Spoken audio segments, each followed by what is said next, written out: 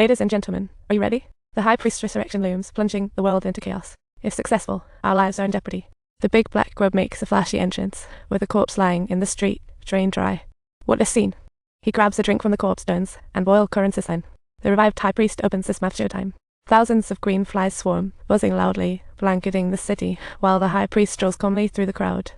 Arriving at the treasure hunter's home, he rapidly drains his life force, just one step left for resurrection, and enjoys a snack happily. The clothes next door is sound asleep and clueless about all this. The High Priest leans in and gives her tender lips a kiss. What a bold move. It must be too delicious for him. He's getting more aggressive, trying to wake her up. Speaking of which, if you're looking for, you might want to try a dating app that picks people based on your preferences. It's a smart way to find your ideal partner. You can choose the qualities you want in a girlfriend, and your chances of successfully linking up will skyrocket. Don't miss out on this chance. But just as sweet moments are interrupted, the High Priest's face changes, plagued by fear. Here comes that little cat that scares him. The little cat gets scared, its legs turn to jelly, and eventually turns to sand and escapes, while the furious High Priest takes control of the townsfolk. Under the High Priest's orders, everyone advances like zombies. Rick and crew are on a mission to find the Sun Bible. As the goal nears, townsfolk swarm, and the High Priest laughs. Quick escape. But there are just too many opponents. They find themselves cornered in the market. The imposing High Priest strides in with confidence. Target: resurrect his girlfriend with clothing. The High Priest bravely steps forward to sacrifice. Rick leads everyone through the sewers, while the High Priest takes the clothing back to the land of the dead. Talk about an unconventional route. A tornado of yellow sand swirls out, forming a colossal wall, charging at the plane. Talk about a face-off. With a cunning smile, the High Priest redders. Rick fires wildly, only making sandpits. The High Priest opens his giant mouth. Synchronously, the sandy face gobbles the plane gun in an instant. The plane flips in the sand, and to save Rick, the clothing bravely kisses the High Priest, turning peril into safety. The plane wobbles onto the sand dune, and the High Priest takes the clothing into the Pharaoh's tomb. What a tangled web.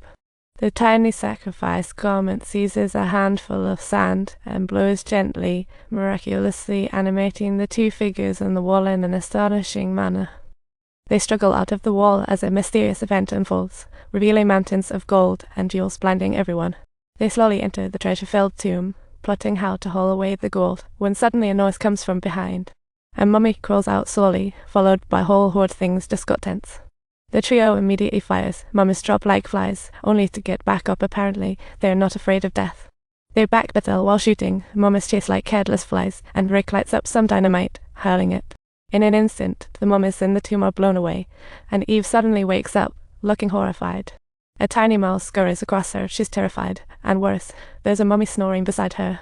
More mummies approach, kneeling and pounding the ground. Very creepy vibes here. The High Priest arrives, ready to use Eve's body to resurrect his girlfriend. Time for another round of incantations.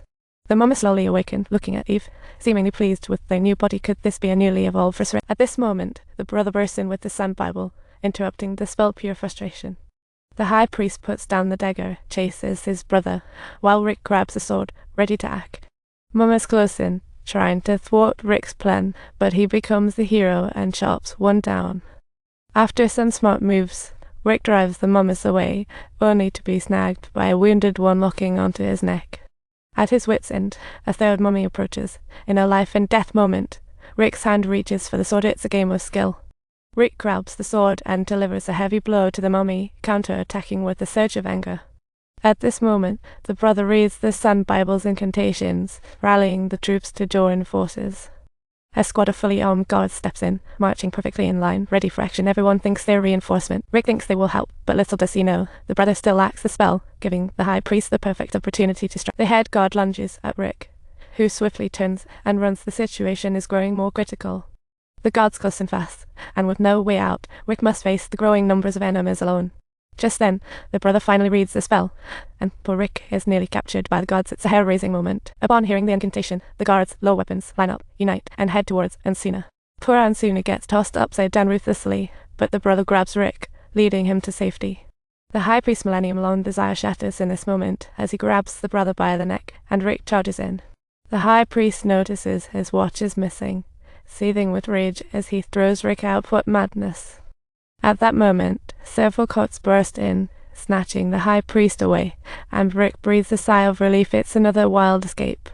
But don't forget, everyone, if you enjoyed this plot, be sure to hit that subscribe button. See you next time.